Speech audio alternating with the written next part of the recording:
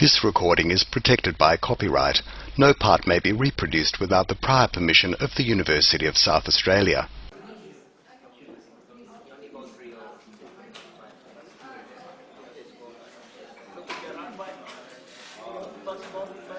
Hello? Can you hear me through the speakers? No? No speakers?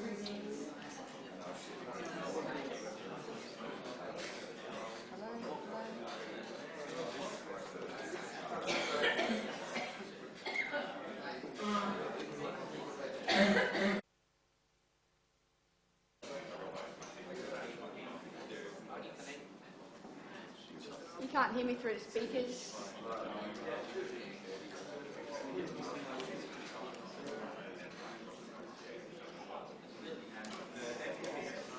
Can you hear me through this? Nothing.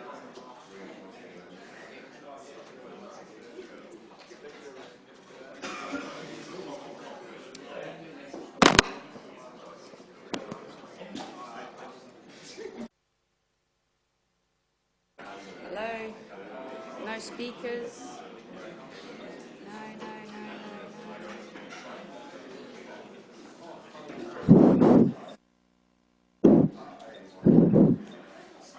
Okay.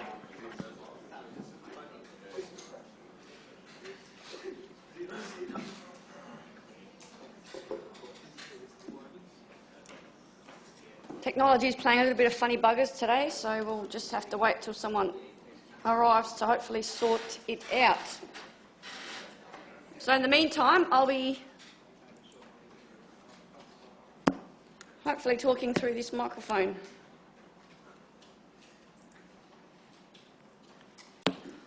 All right, so welcome to week 13 of project management. Today I'll be going through basically a review of the course, what we've touched on this study period, as well as give you a bit of a sneak preview of the sample exam and a snapshot of all the material that we've covered in the course. So, also in the second hour we'll be having definitely one, but hopefully two speakers from Hewlett-Packard coming to share their experiences on not Prince 2 per se, but just their experiences in working on projects and how they've come into being in terms of being project managers and what that means for them in their careers. But first of all, let's go through the ITP exam. So the exam, you'll have 10 minutes reading time. It goes for 2 hours. In terms of the date and the time, officially I'm unable to tell you. If someone still doesn't know when that is, you should be able to look that up through your My UniSA, or even just go to the UniSA homepage and type up exam timetable, and you should be able to view that timetable. What I can say to you is it's not on campus, so the IT project management one is not one of the exams that you do have on campus. You need to go elsewhere, but I'll let you sort that out. So the exam has 3 parts. The first part, you need to answer all 20 questions. I've given you a recommended time and the marks that have been allocated for the particular questions, just to give you a breakdown of how you should be spending your time for each of the sections. And I'll go through what each section entails in a moment.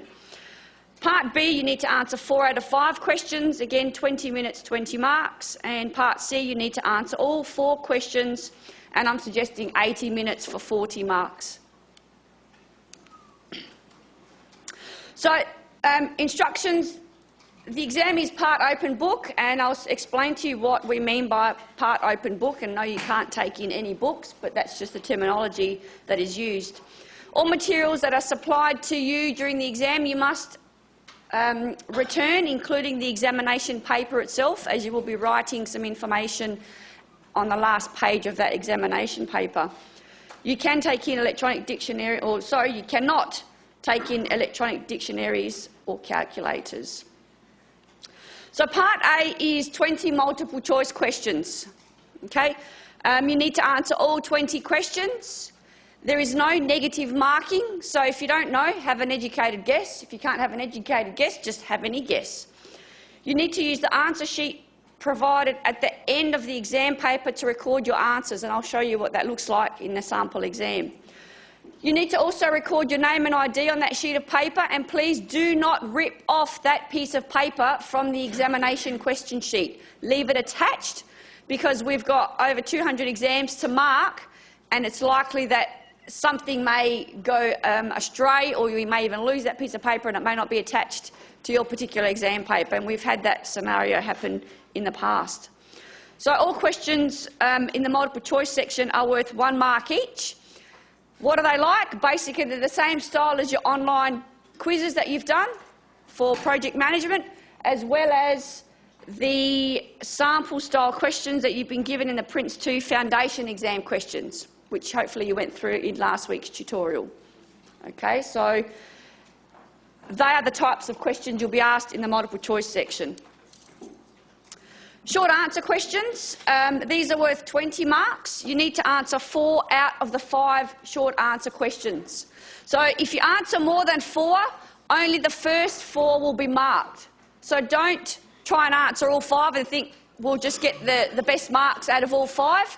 Only the first 4 will be marked. If you choose to answer all 5 and you're not happy with one of the answers that you've given, cross that one out, so that one is not included in the marking. Okay, so if you want to answer all 5 and pick your best 4, cross out the one that you don't want to be considered for marking. Otherwise, the first 4 will be marked. Each question is worth 5 marks in total in this particular section. When answering the question, please make sure you specify which question you are answering, so it's clear to the marker which question you have attempted. And you need to record the answers for this section in the answer booklet provided. So you'll be provided with an exam question sheet. You'll also be provided with I think it's a 16-page written booklet in which you can write your answers. This is where you need to write the answers to Part B in the lined blank book. Yeah, sure. Part C, we have some applied knowledge questions, and Part C is worth 40 marks. Here you must answer all 4 questions of Part C, where each question is worth 10 marks. Okay? Again, when answering those questions, specify the number of the question you are answering, so it's clear which question you are answering. And you need to record all of the answers to this section again in the answer booklet that you've been provided. What you can take into the exam is 1 A4 double-sided sheet of handwritten notes. And I've got handwritten, and I can't stress it enough, it must be handwritten. If it's typed, if it's photocopied, the invigilators will bring that to my attention because I'll be there in the first half of the exam. If I'm not there and they find out after, it's likely that it'll be taken away from you. Okay, so it must be handwritten. You can make it as pretty or as ugly as you like. You can make it as illegible or as illegible as you like. You can highlight, you can underline, you can draw pretty pictures, you can do whatever you like. It just must be handwritten, and it can be double-sided. You can also take in, if necessary, printed language translation or English dictionaries. Okay, one of the main points of that is those dictionaries are not allowed to have any additional notes inside of them. A classic example that has been seen in the past, oh, it's not my dictionary, such and such wrote some notes in there. Well, then that's going to be to your detriment because they'll take the dictionary away from you. And or you could be made accountable for plagiarism, which is not what you want during an exam situation. So if you need to use that translation dictionary, please make sure there are no notes on the inside or any of the pages within that dictionary because they are checked. Make sure you do take your student IDs with you. We have many circumstances where students forget to bring their ID. You need to have those with you in the examination room. You can't take in bags, you can't take in phones. I'm sure you've all sat exams. Has anyone here not sat an exam before at uni? So you know what the drill is and where you need to go and where you need to leave your information. You will not be asked any questions on topic 2, career planning.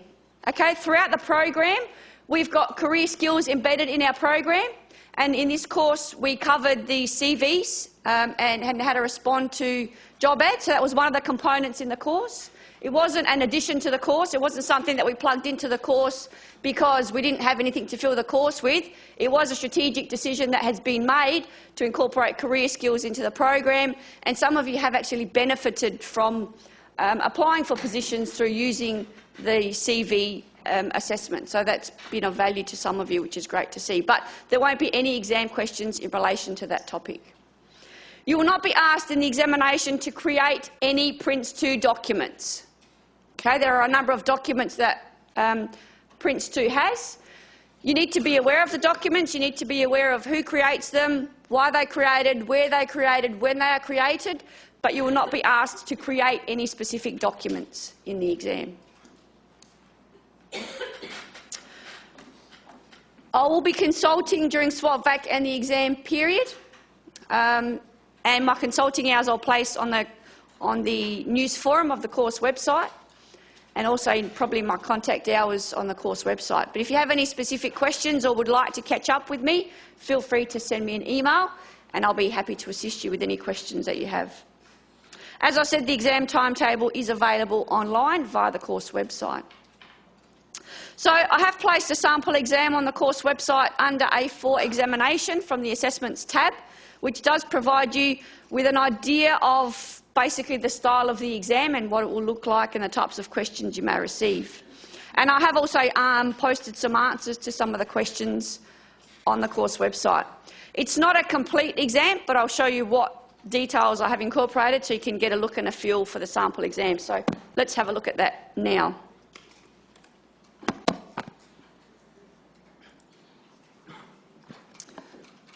Can you see that up the back? Yep. Can you see that up the back? Yes? Okay, so basically the front page of your exam won't look like this. It'll have a whole lot of information. It'll have a column and a table to enter the marks, and it'll give you some instructions of what to do, but I haven't populated that. So that's basically your first page. Then you'll get into your Part A multiple choice, and again gives you the details and instructions of answer all 20 questions. Again, you need to use the answer sheet provided at the back of the examination paper to record your answers, and I'll show you what that looks like right now. Okay, so this is what is going to be attached on the last page of your question sheet of the examination paper. Make sure you do fill out the student ID number, your user ID, given names and surnames. Now, you can use a pen or a pencil, as is stated up the top, to answer the multiple choice questions by placing a cross through one letter that represents the most correct answer for each question.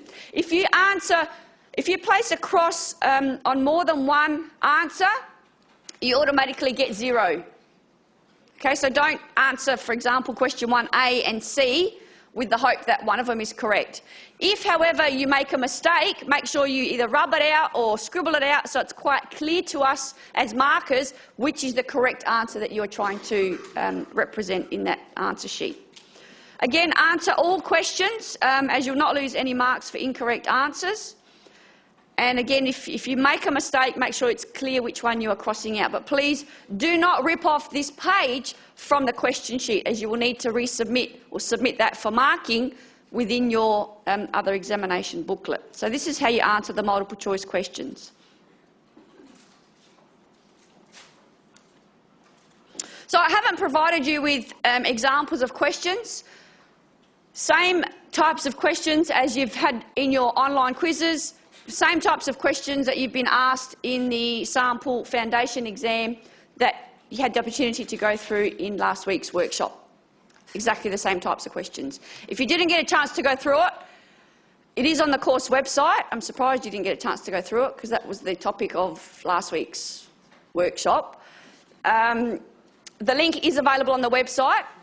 Some of us went through it. I know the internet connection is bad in some of the rooms, but it is there, and you can do it in your own time.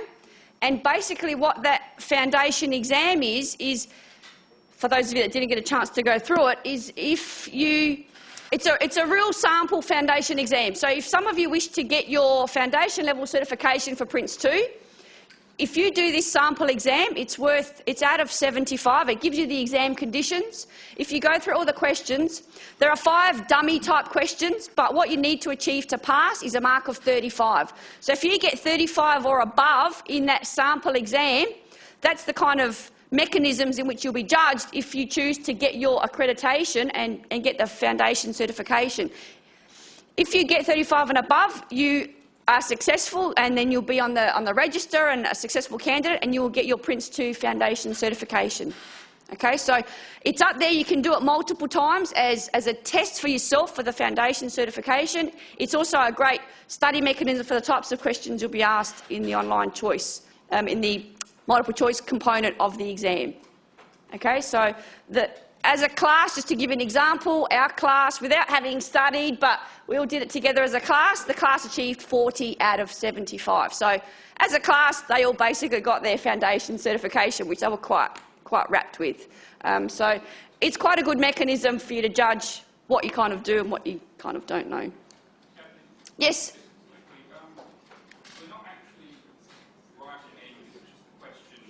The questions, sorry, say that again? Yes, so you'll get this one, which is a questions book, but also on the desk there'll be like a book where you can write answers in. Can we put the question answer sheet on the written one so that way we're not all through the exam? Say that again? So the multiple choice answer sheet is at the end of the questions book. Yes. And the questions are on that book, so we'll be flicking back. What I suggest to students is you get a sheet, a scrap piece of paper, and because you have your 10 minutes reading time or whatever option you choose, what I would suggest is write the answers on that scrap piece of paper, like just put 1 to 20 and do A, B, C, D, then transcribe those on the back. It's because we have different people marking different components of the exam, and it may be missed. So and there's a mechanism that we use to mark it using that actual sheet, so it really needs to be on that sheet. But that's a strategy what I've told.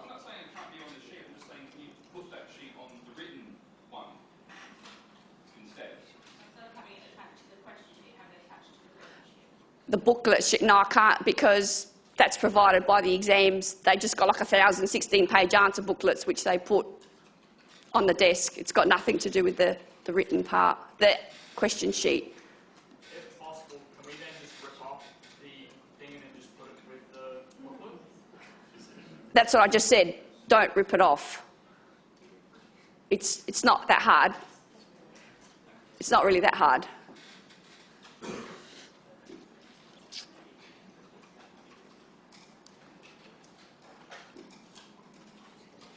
And it's worked for the last 4 years in other exams. For Part B, you need to answer 4 out of the 5 questions, as I mentioned. And here's just some examples. So the types of questions that you'll be asked in the short answer questions are very similar, and I've repeated some of them here and I've adapted some of them, are similar to the types of short answer questions you've been asked in your workshops. Okay, so the first one is asking what is meant, and I've got the answers on the course website, so I'm not here to go through the questions and the answers. It's to give you a sample of the types of questions that you'll be receiving and to show you the format of how the questions are posed and may be posed in the actual exam. The first one is asking about Prince 2 tolerances. So you need to have an understanding of what tolerances are. And that component is worth 2 marks, and then you are asked to list 3 project tolerances and provide an example of how they may be defined in a project, and that's worth 3 marks. So where possible, I've broken down the question into marks or sub-components. So you've got the 2 marks and the 3 marks. This one's just 5. Again, 3 and 2, 5, 3 and 2. So if it can be broken down to assist you so you know basically what to be working towards, the question has been broken down. The lapel's working, the handheld's not. That's good. Yep, that should be good to go. So it wasn't me? It's not you, no. It was a power cut, upset it, I think. Okay, all good. Thank you.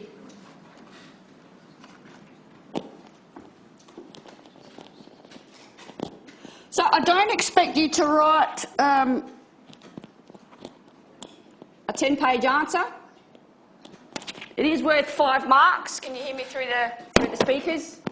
Am I projecting? Yes. So they are all worth 5 marks each, and basically short paragraphs. So if you're asked to list 3, make sure you list 3. If you want to list more, you can, to see if you can achieve 4 correct marks, but you're not likely to get extra marks. If and where possible, if you're asked to provide an example, don't forget to provide an example. If you want to add further value to answering some of the questions, make sure you do provide examples where possible.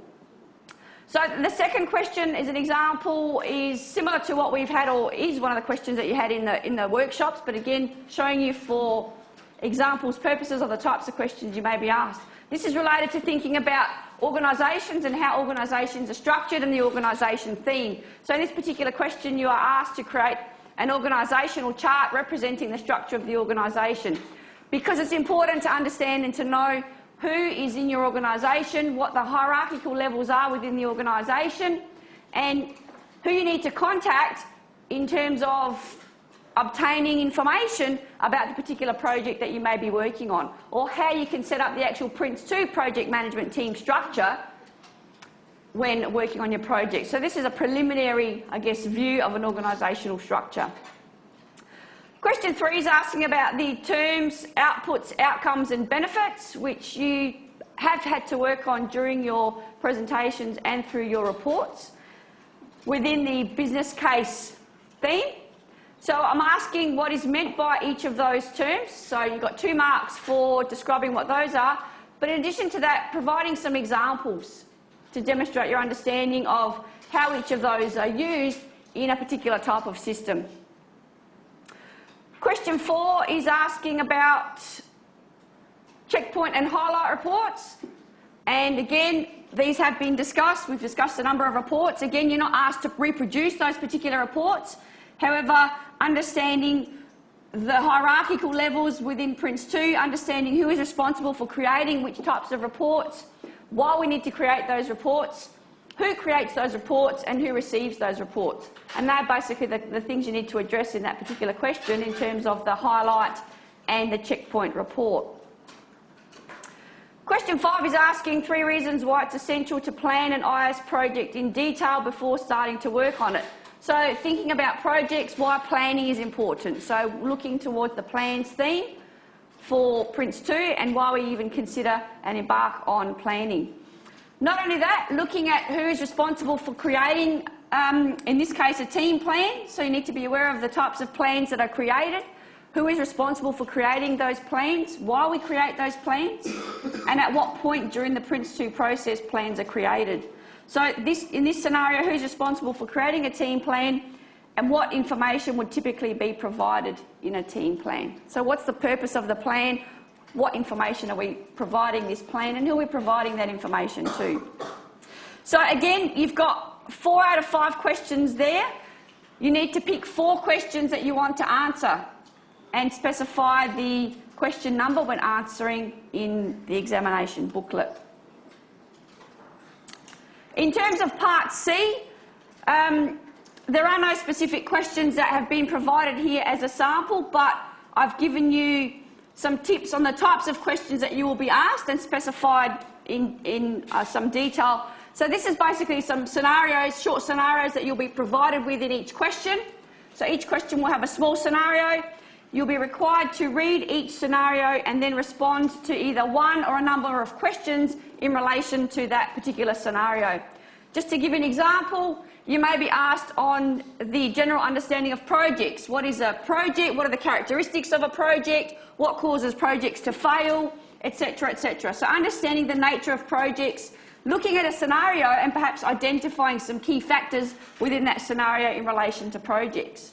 You may be given a scenario about an organisation which has a team structure and you need to create a team structure using the Prince2 organisation theme and using that organisation chart that we've looked at within team structures.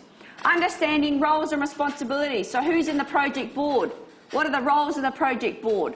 What is the purpose of the corporate and program management? What is the purpose of team managers and how do they fit within their structure? What is the purpose of project assurance? and the change authority, the roles and responsibilities that sit within the project management team structure. You need to understand, again, as I said, the reporting mechanisms, the types of reports that are created, who creates those reports, when they are created within the Prince2 process. But you won't, as I said, be asked to create any documents. You need to understand the project performance targets. Okay, there are 6 project performance targets that we've covered. You need to understand what we mean by tolerance. Again, there's an example of tolerances in the short answer question, but you may be given a scenario and asked or be told about certain tolerances, and you'll need to judge from that scenario maybe whether something is a tolerance or whether something has exceeded its tolerance. Okay, and what happens in the event of a tolerance being exceeded. Understanding exceptions, exception plans and exception reports, and understanding under which conditions exceptions are created and or generated, and who raises those exceptions and in what form they are raised. You need to have an understanding of the 7 principles, themes and processes. So we've covered 7 themes, 7 principles, 7 processes. You need to know what those themes, principles and processes are, and have an understanding of, for example, about risk management, okay, about quality management, about the quality review techniques. So any techniques that are involved, you need to have an understanding about those techniques, because they may be part of a scenario, or you may be asked to discuss those particular techniques, and perhaps any roles and responsibilities, and who needs to carry out what parts of some of those techniques. So that's what the structure of the exam looks like in terms of the questions. Again, that's the multiple choice answer sheet that you need to answer part A, section A on. Are there any questions at this stage in relation to the exam itself?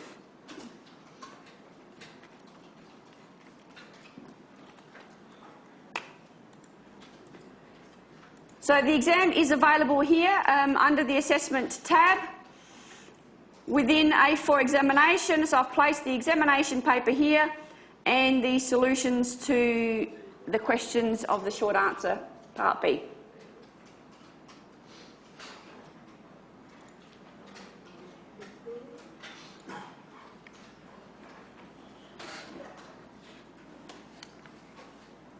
Just some tips for succeeding in exams, gives you some tools and strategies that you need to be thinking about before coming to the exam venue.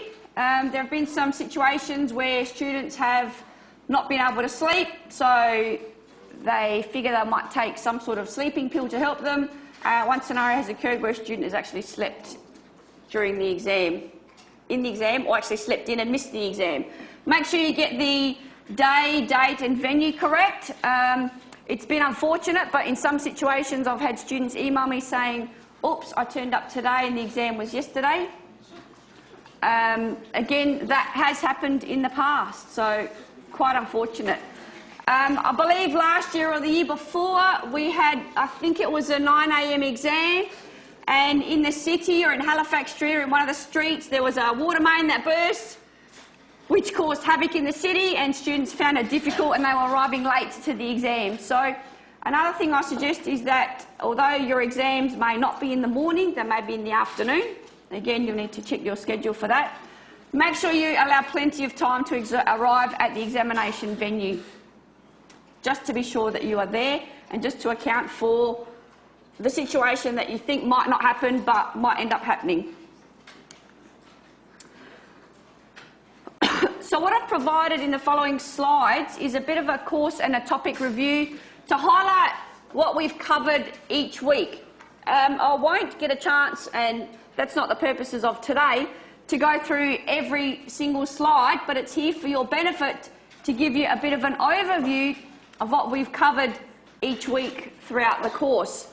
In terms of the aims and course objectives, we've looked at project management concepts, principles, we've looked at Prince2, we've looked at the methodology of Prince2, we've touched on the fact that there are other tools and techniques that can assist project managers to become effective project managers. So Prince2 provides you with a methodology and a guide, an approach to, I guess, manage particular projects, but there are also different tools and techniques that can apply and be applied at certain parts of the actual process of managing a Prince 2 project. The scenarios that we've looked at haven't been huge, there haven't been large Prince 2 projects, there haven't been multiple projects, okay, because we can upscale project management to be looking at more than one project at a time. We can look at upscaling it where it's a significantly large project that has many stakeholders and many phases and goes for a long period of time. And the complexity increases as the scale of the project increases. So we've looked at the fundamental, I guess, processes and knowledge areas with Prince 2. We've, in workshops, you have been working together, hopefully in your groups, to work through some of the concepts that we've covered in lectures and in class to come up with some, I guess, appropriate solutions, as well as working together, hopefully, and some of you unsuccessfully, on your particular presentations that you're doing this week and over your report, due to some people not turning up. As I said, we've taken a program approach to career skills, and it's basically at this point in the program where we've chosen to introduce the careers component, and you should be exposed to further information about careers, hopefully in second and or third year and or fourth year if you are doing your fourth year, to help you progress and think about your career in the ICT profession. And we started that off by having a speaker coming in from the ACS who talked about career planning and skills and how important it is to think about upskilling yourself, to think about working on your careers and your CVs and thinking about job opportunities and starting your portfolio from today, from this study period, as opposed to when you're thinking about graduating. So we've looked at, I guess, engaging in project management processes. We've had a number of speakers coming in to talk about some of their experiences in working in projects, some successes and failures, and hopefully you'll get a bit more experience and exposure to that in the second half of today's lecture. Working on a project plan, so you've been working on your PIDs, you've worked on, and I'm still working on your presentations, which are to be carried out this week. Some of you already had your presentations, and the ones that I have seen so far have been quite good. Okay, I have been going to some of the presentations, so it's great to see that you're all embarking on the challenge and working together to produce a presentation based on the criteria that have been specified. So chapter 2, we looked at an introduction to the Prince 2 framework. I've also incorporated all the learning objectives within these slides, even though we've got on the course website under the review material and the revision material, I've also got documents which have an overview of the topics that have been covered each week, as well as the learning objectives. And these are the things that you should be familiarising yourself with to ensure that you understand the information that's given in those particular learning objectives. Okay, so learning objectives for topic 2. These are the 6 project performance targets that have been covered. What I've tried to do for each of the lectures is provide you with just some of the key diagrams. There's lots of diagrams, but rather than having this heavily textually focused, I've put in some of the diagrams that we've covered in particular weeks. So again, project performance targets, we've got 6 of them. These are the targets. Whoa, wrong, pressed the wrong button.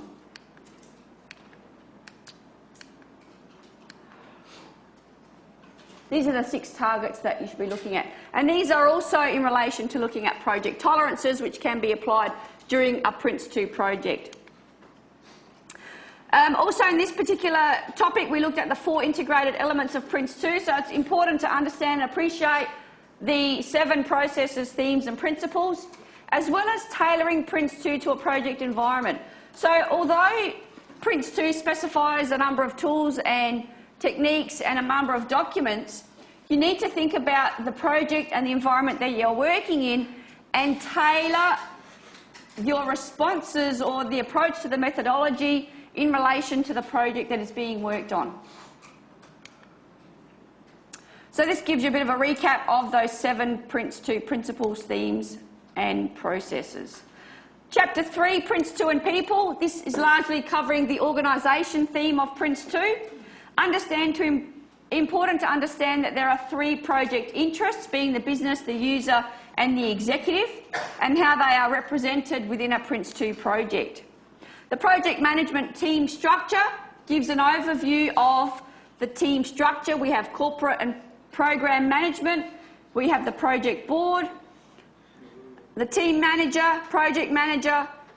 It's really important to understand the structure and how it works and who typically has the roles in that particular project management team structure. Stakeholder engagement. We had Ken talking about stakeholder engagement last week and how important it is to understand and know your stakeholders and really understand and appreciate how you can engage with your stakeholders. And there are different strategies involved in engaging stakeholders. One of the examples I've provided here is the grid of extent of influence to degree of support. And this can basically give you a guide as to understanding and appreciating who your stakeholders are and how much they can influence or impact your project. And the ones that really do have a high level of influence and a positive degree of support for the project, these are the stakeholders that you really need to be working with and working towards to ensure that the positiveness continues with the project. If you have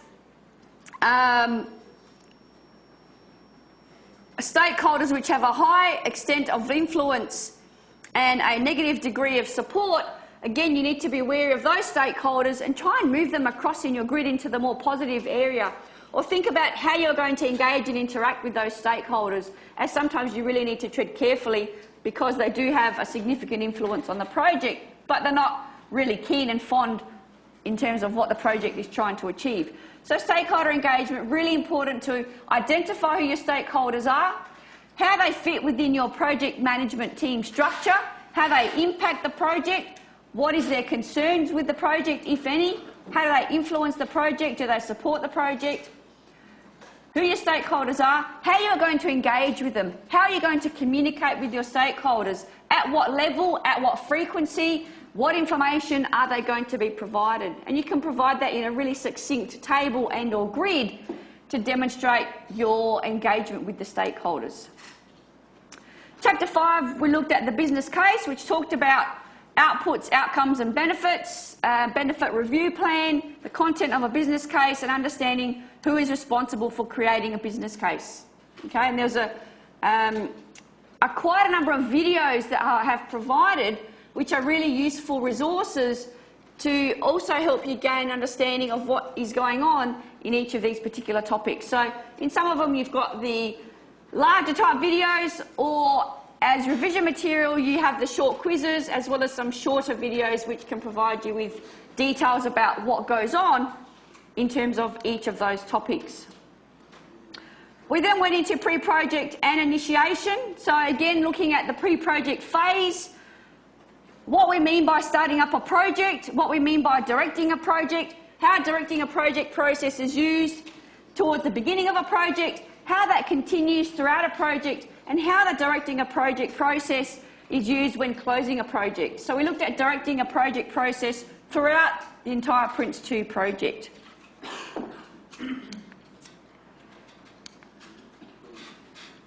Important to understand, again, part of the basics of projects, how is a project even initiated? So the project mandate document is where we basically think about starting up a project. This is the trigger for a Prince2 project, or for any project for that matter. We need to have a project mandate. A project mandate document is created by somebody. It's then provided as a mechanism to start thinking about, yes, we have a potential project, let's start thinking about it even further. Lessons from other projects. So lessons are really important, and it's been mentioned a number of times, and our guest speakers will probably talk about lessons that they've learned or lessons that they're learning on the way, and how important lessons are in projects. If you're working on a new project and you haven't had experience with a particular project before, one of the best strategies that you can embark on is to find out what others have done, or ask someone else that knows that's done a similar project. What have you learnt? How have you dealt with this customer? How have you dealt with this organisation? What can I learn from your learnings? Not only finding out what has been learnt, but documenting as a project manager lessons you have learnt along the way, so you can A, use that information as a learning experience for the next time you work on a project, and B, you can impart that knowledge and those learning experience within your organisation, within the project management domain and share that knowledge with other people. So lessons from other projects are really important as project managers.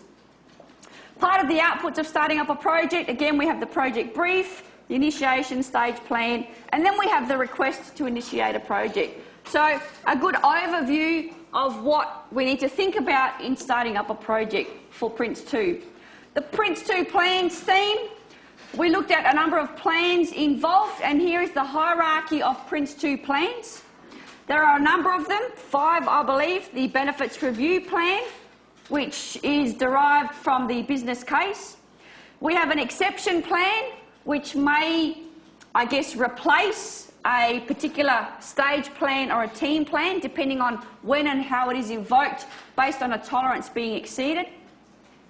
At the end of each stage, we have a number of stage plans to, I guess, summarise what has happened for a particular stage, but also to provide details of what is happening in the next stage.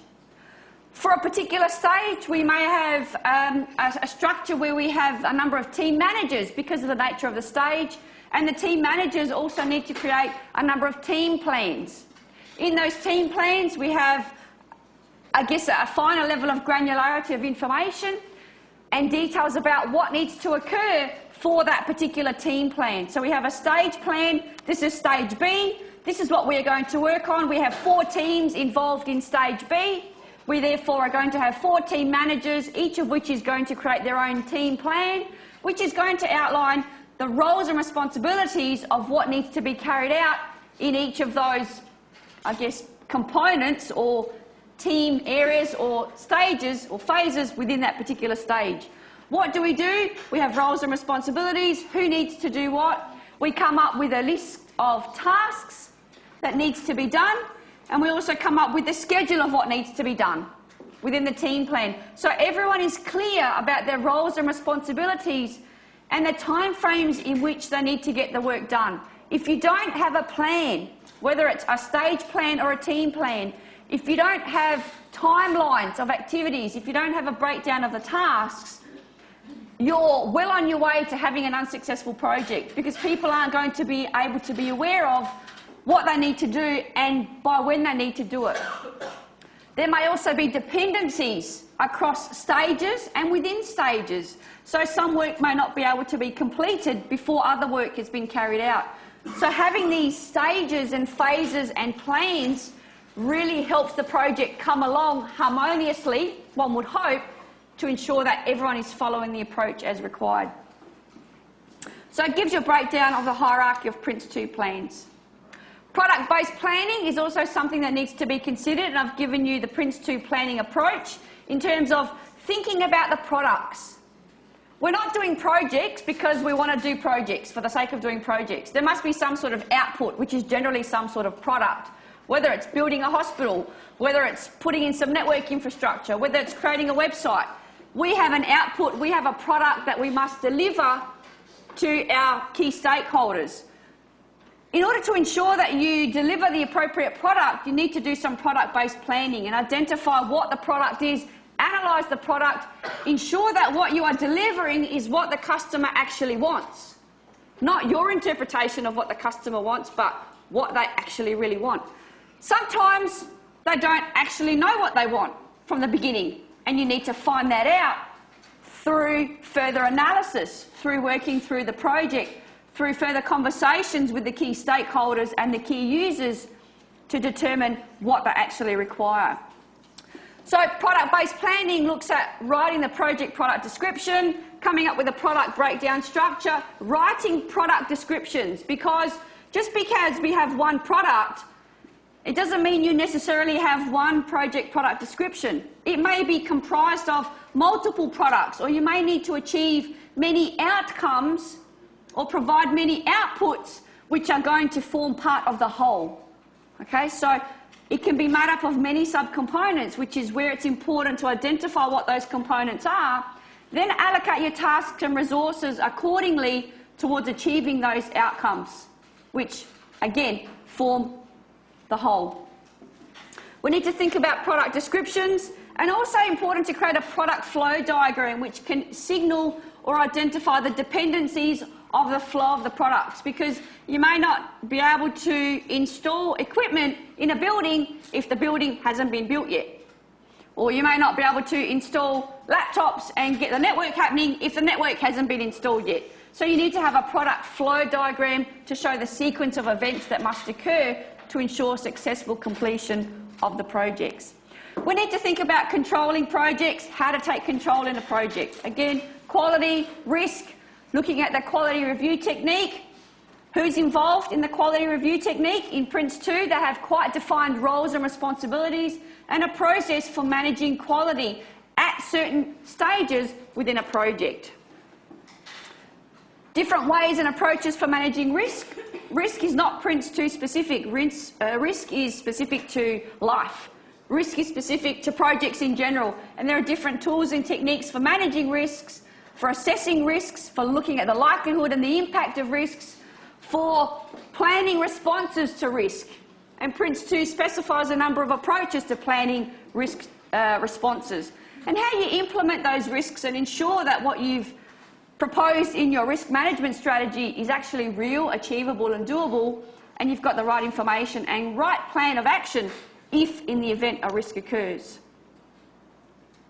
Really important as a project manager to not just think everything's cruising along, I've created my project, I've got my team structure happening, I've got everyone working on the project.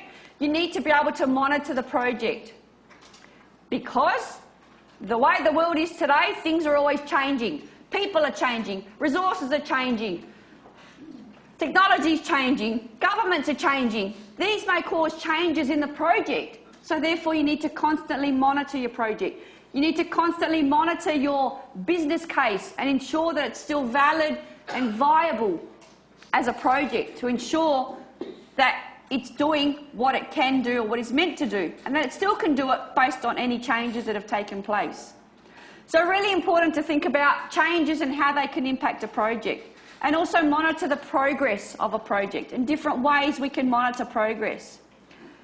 I've given you the recommended path for controlling a stage and the different types of information that is provided when controlling a stage, and looking at work packages. Managing the team, managing team managers, who provides reports, how do we report on progress?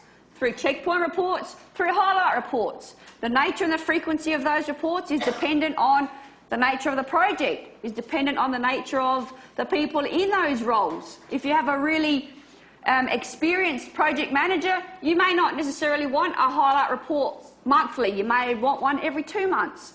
Similarly with your team managers, if they're really experienced, the frequency may change depending on certain factors within the project. And this is where tailoring a Prince 2 project comes into play, where you can specify different ways of doing certain approaches, but you still need to follow the approach. Issues can occur. Prince 2 provides you a process for managing issues. We've also looked at, and this gives you the delegation and reporting levels of how we manage issues and how they can affect organisations and how they can affect projects, in terms of tolerances being impacted at the work level, the stage level or the project level, and who needs to be aware of those tolerances, and if we need to raise a tolerance in the first place or an exception. We then looked at project closure, what happens in the final delivery stage and how we close a project. Closing a project is not necessarily saying, yeah, we've delivered the project, here's a deliverable, that's it. There needs to be some, I guess, structure towards how you close a project. Projects can close from 2 different paths. One, because we have a prepared or a planned closure, because the project has completed successfully and or unsuccessfully. Or we can have a premature closure, because throughout the project it's been established that the business case is no longer viable and this project is no longer viable, so we need to cease the project even though we haven't completed the project. So 2 ways we can think about closing a project, and 2 different mechanisms and approaches for closing a project. Once that is decided upon, we then hand over the products, evaluate the project and then recommend project closure.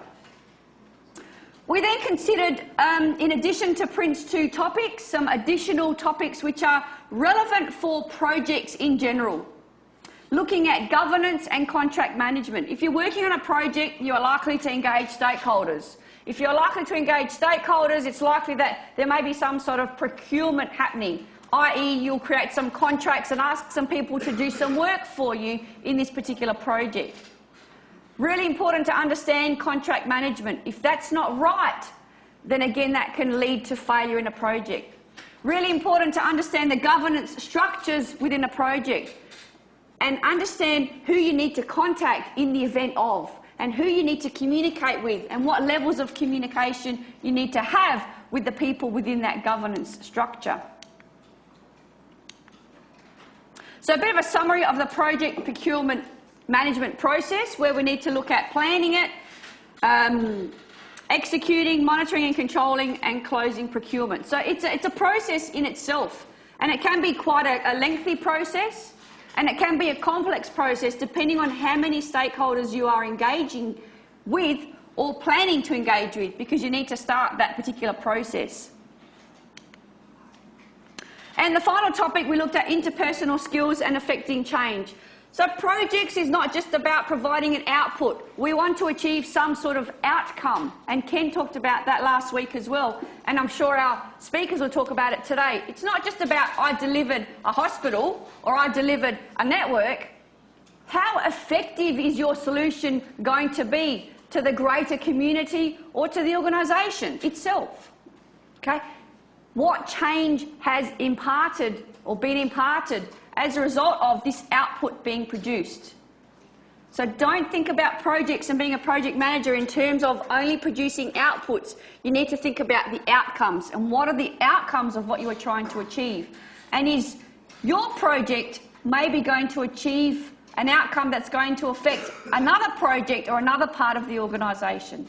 So sometimes you need to step outside your inner circle and look at the bigger picture, which you're not necessarily given from the onset, and you need to establish that. And that's what makes a really great project manager, that can foresee the benefits and the outcomes being achieved by the projects that they are working on. Interpersonal skills. Can't rave more about interpersonal skills. Can't stress enough the importance of interpersonal skills, and there's just a number of them that we talked about last week. As a project manager, you need to have a number of interpersonal skills. You're working with people, you're leading people, you're working with teams, you're building teams, you're motivating people, you're communicating with a number of stakeholders. You need to have some sort of influencing abilities, whether it's positive or negative, or to get things back on track. You need to make a number of decisions. You need to sometimes be aware of the politics going on within an organisational setting or within your project. You need to be aware of sometimes the culture of an organisation or the culture within your team, to establish a team culture to ensure that you've got a successful project. Negotiation skills really important as a project manager. Building trust. Do as you want others to do. Lead by example. Trust people. Don't micromanage unless you really need to, and ensure that you are giving people some sort of delegation and authority to do their work, and trust that they can do the work. Conflict management. Problems arising in teams, problems arising across the organisation, problems arising in the project. The project manager needs to consider conflict management. Sometimes coaching is really important for a project manager as well, because you might be leading by example or upskilling your team so they can become project managers at some point in time as well. And you know, you don't become a project manager overnight. It is generally by working up the ranks, working through projects, working as a person in a team, then perhaps becoming a team manager, then perhaps becoming a project manager. Okay, so there is a bit of a cycle that you need to follow in order to become a really successful project manager. But it's an interesting area to be working in. Many have thrived on it. Organisations are really embarking on how they work and looking at the things that need to be achieved as projects. If we have a project, we need somebody to manage a project. So it's an important skill to have. It's an important industry to be a part of, which hopefully you can all appreciate by having looked at some of the topics that we've covered throughout this study period. Not only that, you'll all be working on projects in your final year. So you'll need to come together to work on a small scenario or a project to deliver some sort of output which is going to deliver some sort of outcome for your client. So you'll need to liaise with the client, you'll need to come up with some particular planning documents, some scheduling, some risk analysis, looking at the quality of your project, how you're going to determine if what you are producing is in fact correct, how you're going to test what you're doing is correct, and work together as a team to produce that outcome. Hopefully this has helped you in working through your project now. Hopefully it will help you in working perhaps in group assignments. Hopefully it will help you when working on your projects in 3rd or 4th year. I hope some of you may choose to obtain some Prince 2 certification and get your foundation level certification if you so choose to. And I can pass you on the details of where I obtained my certification if you like. You can also obtain some general project management certification, but a really valuable lesson to learn and things you should think about for project management. I wish you well in your exams. We'll have a 5-minute break, then we'll introduce our speakers for today.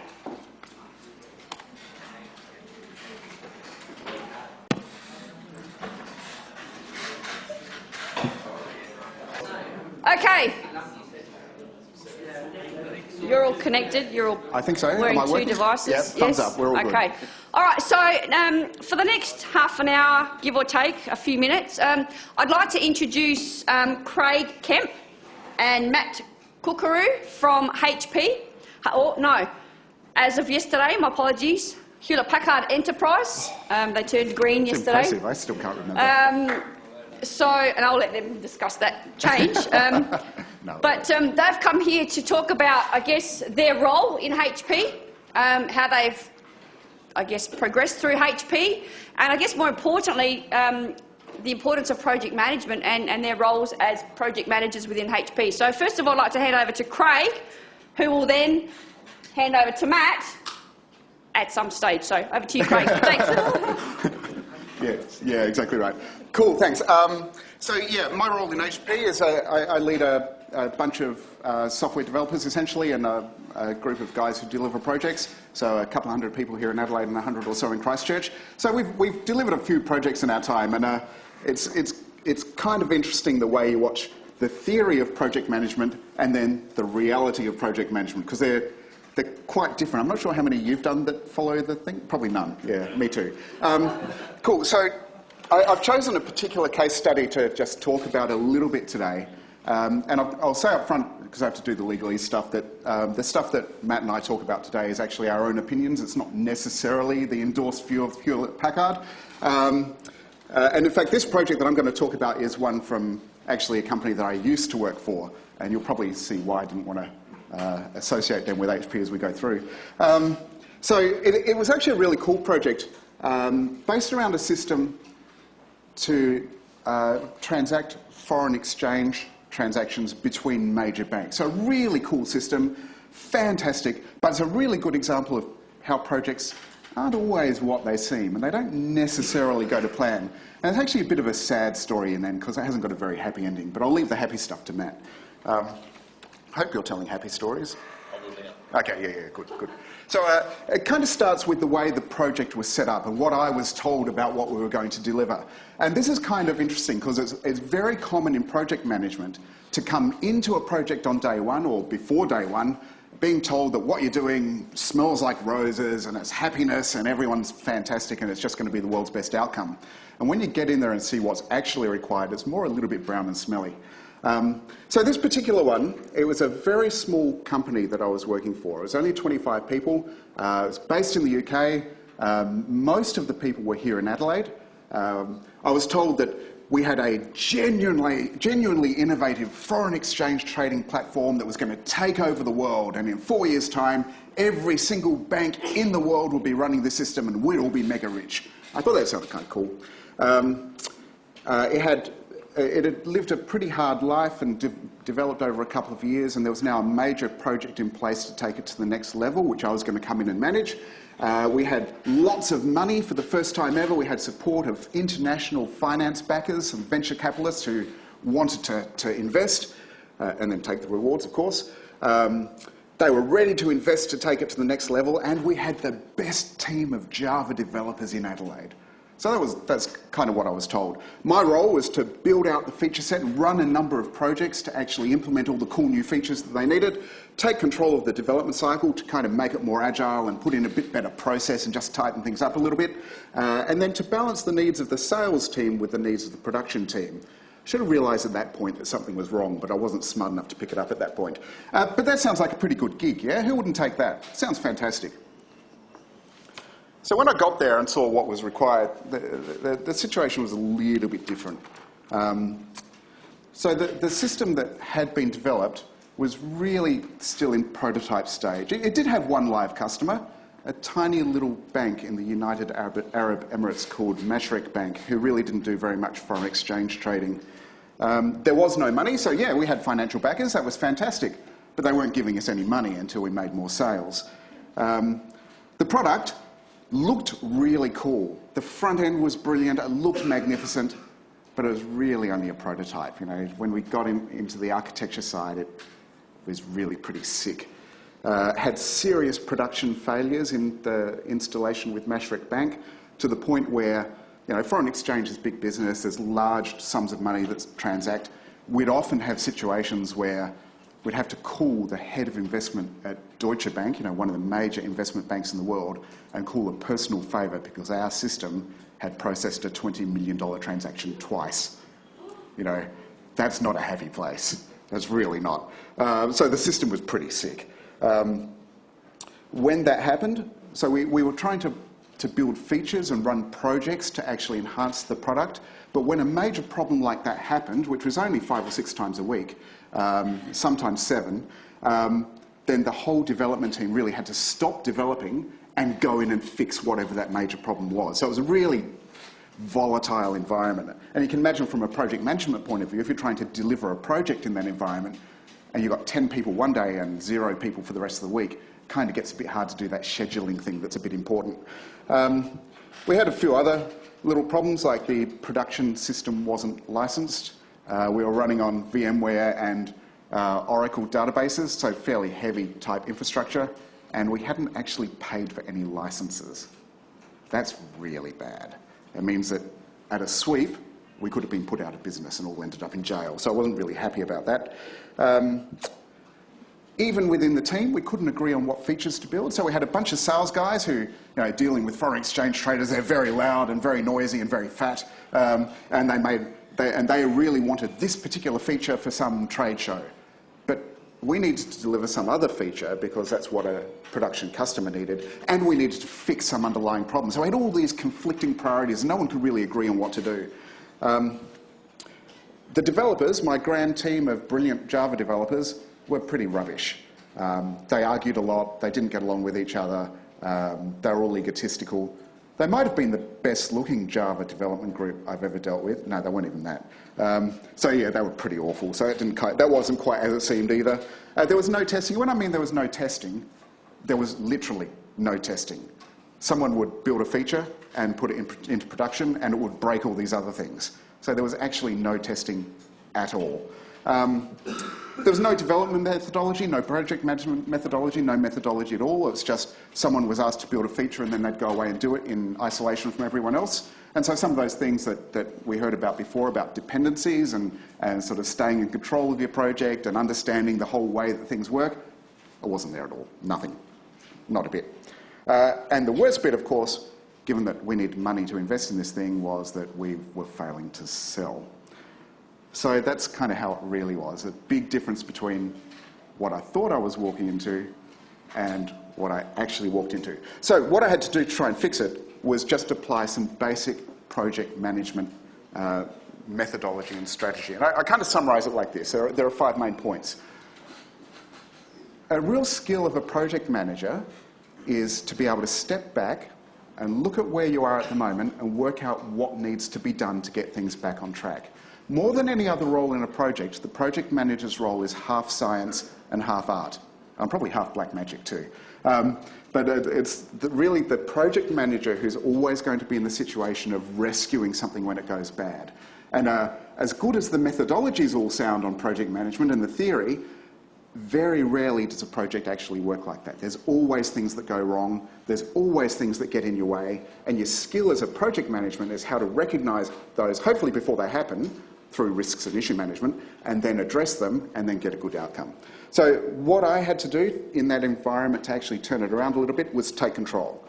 So the first thing I did was stop all work until we fixed some of those critical problems in the system and started stabilising some of the things. It didn't stop us processing $20 million transactions twice. It just reduced the frequency with which it happened. We set some principles in place to start reducing the technical debt we had in the system. So by just building a prototype and then smashing a bit more functionality on and adding another feature, what we were doing all the time was making a bigger and bigger and bigger mess. So what we had to do was stop doing that, and actually we made a principle that said every time anyone develops anything in the system, it needs to be in a better state than when they touched it or when they started. We adopted some project management methodology. We used an agile methodology, but a lot of the principles are the same as what you're talking about with Prince. It's about getting it under control, articulating what it is you're going to build, controlling your risks and issues and all that kind of stuff. What we did is we put in a feature backlog, so we made a big list of all the features that everybody wanted in the system. We prioritised them and agreed what we were going to do. We then looked at how much development capacity we had available to build those features, and we actually came up with small little projects and packages of work that were a little bit deliverable, sometimes, once. Actually, I exaggerate. They weren't really that successful at all. We implemented some tooling, though, to track and monitor progress. So with just nice little dashboards that showed our progress towards our goal and the end of our project. So if the line was going up each day, it showed that we were on track. If the line started to turn down, then it showed the whole team that we weren't on track and we needed to do some other things, which normally meant work the weekend. We implemented some tooling to track defects, to manage our risks and issues. Just really basic stuff, so that everyone could see what state the project was in. And we hired a test team. That kind of helped a little bit as well. The second point there is understanding what the minimum acceptable deliverable is. And this is really important because in a project, when you start off, you'll often have a feature set like this. We need to deliver all this stuff. And it's important to keep in mind that that's great. And if you can deliver all that stuff in your project, man, you're a ripper project manager. But often what happens is things go wrong and it doesn't quite work out as planned and the feature set starts to diminish. And you need to understand and be very clear about what the smallest number of features are that you can deliver that actually meets the goal. And that's the bit that you can get away with. If you can deliver more than that, fantastic, everyone's happy. But particularly in this environment, I had to stay very, very focused on what's the minimum deliverable that's going to be acceptable. The third one's constraints. Now, we all operate in a world where we're constrained by things all the time. So I like to think of it in terms of when you look at your environment, particularly managing a project, there are things you can control, there are things you can influence, and things that you're actually just a victim to, and you just have to suck up, essentially. So in this particular environment, we could control a few things. I could control the process we used. I could control the way that we allocated our development resources and how we moved them around. And I could start to control some of the aspects of how we went about development and how we communicated as a team. Things we could influence, so we could influence some of the sales team occasionally when we were able to tell them what they were able to demonstrate and that type of stuff. We could influence the scope, but because it's for customers and things like that, we didn't have total control over it. But we were a victim to some things. So things like what kept breaking in the system, we couldn't really do anything about. We just had to respond to. And similarly with what the investors were doing and how much money they would release. We couldn't really control any of that. So within that world of constraints, as a project manager, I was able to start to look at what is possible within this world. So there's no point as a project manager trying to deliver some amazing thing that you don't have any control of. You've got to really be clear about what you can control and what you can influence. Risks and issues. So one thing that's common in every project methodology is management of risks and issues. And even when you get into agile type risk projects, still really important is how you actively manage your risks and issues, because they're the things that are going to get in your way and cause you problems for delivery. So we started to put in some monitoring and tracking around that and communication around it. And probably the biggest one, the most important thing of all on that list, is communication. What we had in our team was a team of individual developers who were all, they were all the opening batsmen. We didn't have any bowlers and no wicket keepers. So what we had to do was start getting people to talk to each other and play as a team. And that was the key thing that started to make a difference.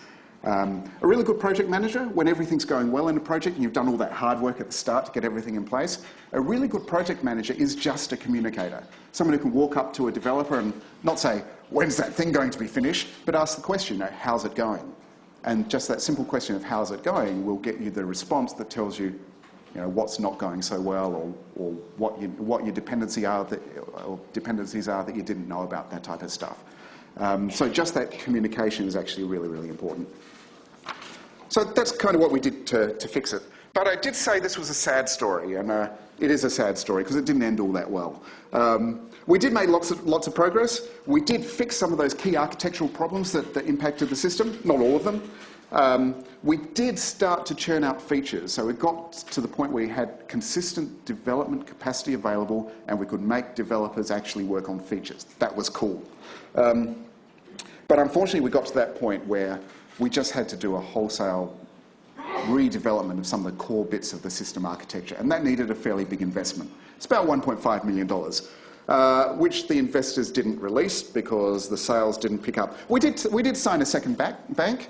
It was a Nigerian bank. So yes, a grand bank that was going to save the world for us was actually a Nigerian scam bank. But that's okay. It's a pretty sad day when you can kind of see the system failing and the company dissolving, and I had probably the worst day of my working life where the week before Christmas I had to fire 15 people. And then Cisco wandered in and repossessed all the hardware that we hadn't paid for, so that wasn't a really great day. And so it all fell apart. So I said it was a sad story. But there are some good lessons, I think, in there for just how projects sometimes run and some of the things you need to do as a project manager to try and get things back on track. So that's kind of my story. Now for a bit of uplift, I'll hand over to someone who's actually a project manager and does this for a job, rather than me who just kind of fell into it. And Matt can give you the happy story. Thanks. Now, somewhere in here, grab that.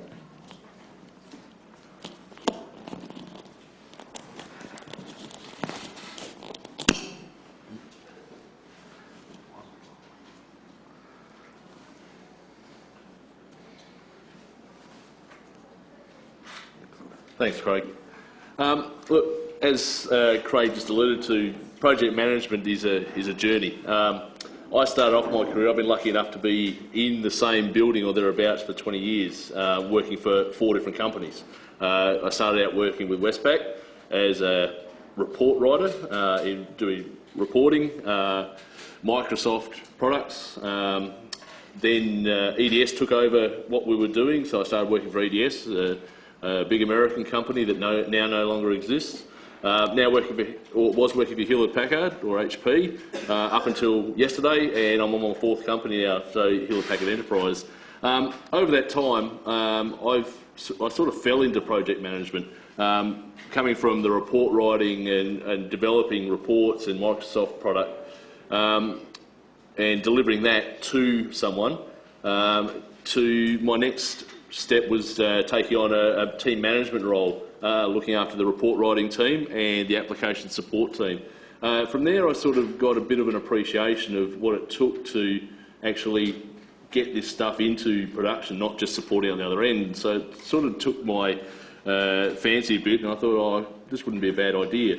I started in a junior role really in release management, where I went into a framework that had existed for 3 or 4 years, working with someone when we'd run every second release. So we worked together, and I got a bit of a mentorship through that, and learning where we were basically delivering what the business told us to. We didn't really have a lot of input into it, but we had to plan around it. And the key thing there was identifying your key stakeholders, building a relationship with them, and just making the teams come together to get this thing into production.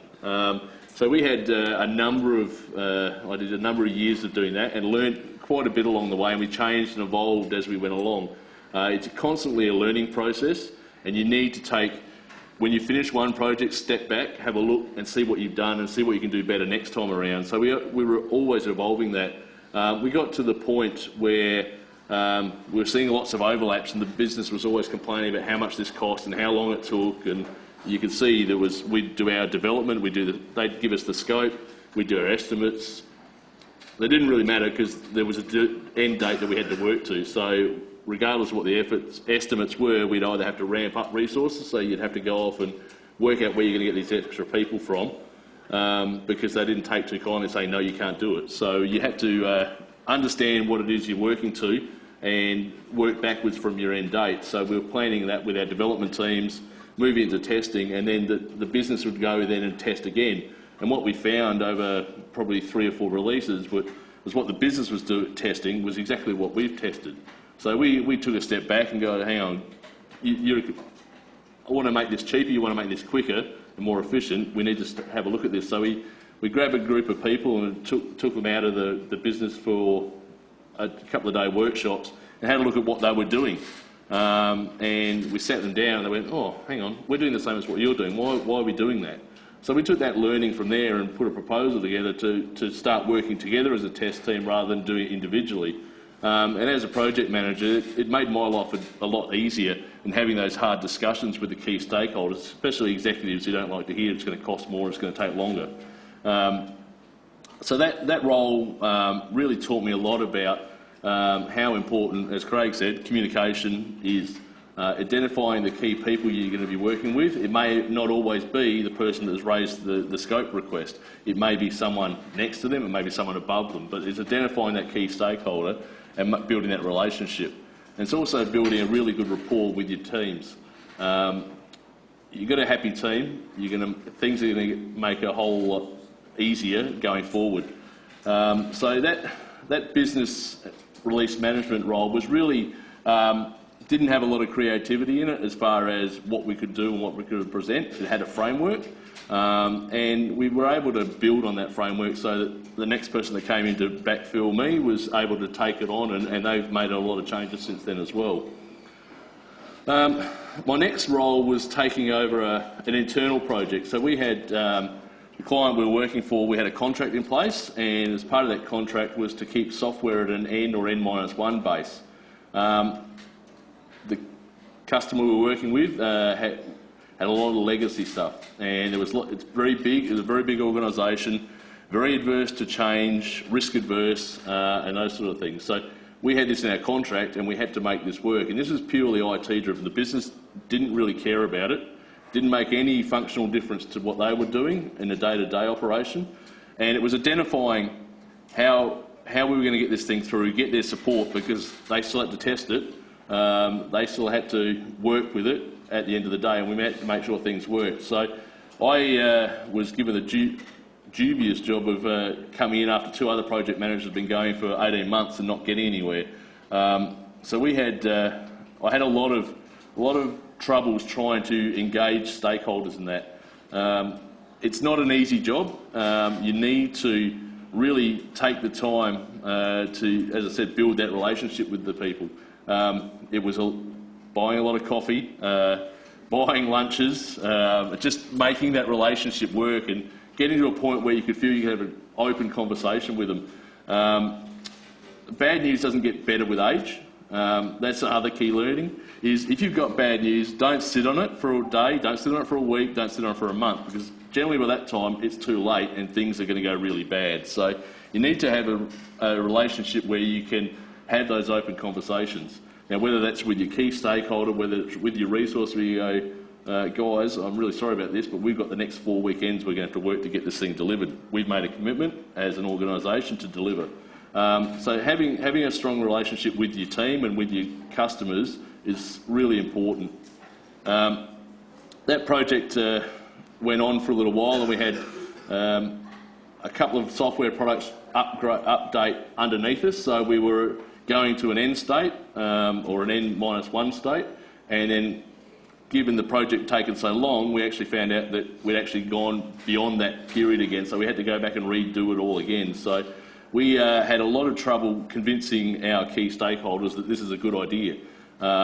We had various stage gates and checkpoints at which times they were really raising concern. And as I said, they didn't have any functional benefit out of this, so they didn't really get it. So it was about selling the idea to them. And having built that relationship, I was able to have that frank conversation with them and get that done. So we got it in. We learnt an awful lot about that project during then. And in the post-implementation review, and which I strongly recommend if you get into a project, you sit down after you finished a project, successful, unsuccessful, partially successful, and sit down and work out what went well, what didn't work, and try and apply some learnings to that so that when you go and do a project again, you can take on those learnings, take the best bits, understand the worst bits and make them better. We got it delivered. We still had, there's a whole heap of other things, but we got the key components delivered into production without any problems. We had a stakeholder that was happy, it didn't interrupt their business, and we had the contract up to date. So that was a really good outcome in the end of it. And then I guess my favourite project, if I want to say favourite project, was the last one I did. It was really successful from a business point of view. Financially, from our Hewlett-Packard's point of view, it wasn't outstanding, but it was still a good outcome. What we'd done, we were in a workshop with the client executives, and they had, we're talking about risk, and one thing we need to do all the time is review risk, and across the account and the customer we're working on is a whole project environment type risk and dealing with that. And we were in there talking about risk and those sort of things. And with the software refresh project, we did some planning around what a roadmap would look like over the next 3 years to get us away from this state to a more modern state that was supportable and those sort of things. And we were in Sydney for a workshop talking to the executives about that, and an opportunity came up to talk about some problems they were having in training their new staff, the time to market, time to save, time to get people out of the market and onto their books.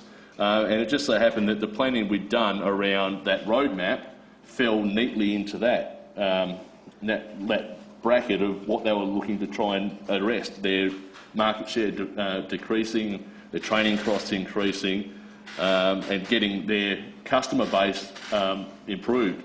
So we were there in July 2013, the end of July. By August, we'd signed a contract to start work on that, and by June 30, we'd implemented into production in the following year. So in 9 months, we'd delivered this project. Now, it was a bit of a challenge for me personally and for the client. They decided they wanted to do this agile. From an agile point of view, they believed agile was, we're not going to do any requirements documents, we're not going to do any documentation. And trying to set them down the path was, just because you're going agile, guys, doesn't mean you can't document things. It doesn't mean you can't write scope down, those sort of things. And I hadn't done an agile project. I'd looked at the methodologies and those sort of things. So I enlisted Mr. Kemp over here to come in and use his experience to help set us up on a path. So that's one thing as a project manager, is identifying resources that are going to help you. I was able to build a really core team that moved from that proposal stage we were there into a delivery stage. I was really lucky to get really the best of the best. Craig came along to help me out along the way and set up a framework we could work within so that we would have regular sessions. So on Monday we'd have a workshop with the client. We'd discuss what we're going to deliver that week. The guys would go off and develop it and then showcase it on the following Friday to look at it and go, oh, that's really good, let's do that, let's do this. Now, my role in all this was a little bit hands-off because Craig was leading that and running that sort of thing. My role was really the political piece, keeping the higher level executives engaged and informed and keeping them on the path. And look, we had a number of late nights, long weekends. There were a couple of 48-hour days in there over a period. And there were some times there where it was really trying for some people in the team. Everyone was new to this agile thing, and trying to get them on board. The development team was pretty easy to come on board. They got it, they understood it and those sort of things. The customer, once we explained what they needed to do, were right on board with it. Our testing team, not so much. We have some moments there where we had to talk a couple of people down off the ledge, one in particular. But at the end of the day, we got it done. The communication was key. Identifying the resources and working with them to work out what makes them tick as to how to keep them motivated. It's really, really important as a project manager, as Kathy had up on the board just before we started talking, around that interpersonal skills, working out how you understand the staff, how you relate to your staff, how you relate to your team. So they're just as important as the customer, because without them, you're not going to deliver anything, and it's all going to be bad news up the line to your customer. So I'm really happy to say we were given a date. Again, we were given a date. We didn't have a chance to really estimate this thing. It was, you will hit this date. We hit the date. We put one manager on, and that was it. We hit a date, political date. We made the date in mid-May. Ticked a box. Then it was start delivering the rest of these features. So a month later, we did a second release where we started building out that product, and we had a change request come in. We had to assess that, and they had a date of November. They had to get that in. We were able to hit the 31st of October ahead of their date, and that went in. It was an outstanding success from their point of view. We were able to deliver a brand new front end for their staff to start selling their products. It's won, from a bank perspective, we're working with a finance institution. It won their CEO award for the product. It won a finance industry award across the Asia Pacific region for Innovative Product of the Year. Now, there was no way we were ever going to get that done as a program manager. I was never going to be able to deliver that without the communication and the skills and the team that I had pulled together. Now, that included the really strong working group that I had with the business. The business were right in part of it, so the key success factors of that was working hand in glove with the business. Having them sitting in the room with us, with our developers, giving us constant feedback was a key success factor to that. So I guess in summary, that's a bit of brief history on my journey, but it really is the key things for me are communication. It doesn't matter whether it's down to the team below you, whether it's to your peers at your project level, or it's an account, or it's executive. Communication is key. Bad news doesn't get better with age, is another one. And don't always plan for the best, because the best never happens. I can guarantee you, if you look at a project, cut it so fine that you think we're going to hit this date in 6 months' time, you guarantee you haven't done a proper risk assessment, you haven't understood the environment you're working in. You need to plan with some sort of contingency in there. Planning best case is always going to end up in failure for you.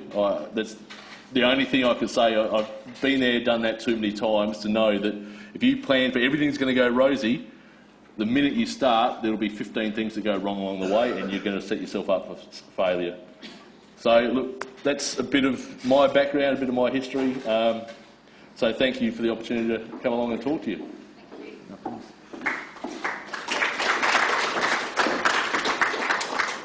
I've got a question, but I'll ask if anyone else has got a question first. Does anyone have any questions they'd like to ask Craig and or Matt? No? I've got one though. Oh, there's one. Oh, there is one? Yep. Yes.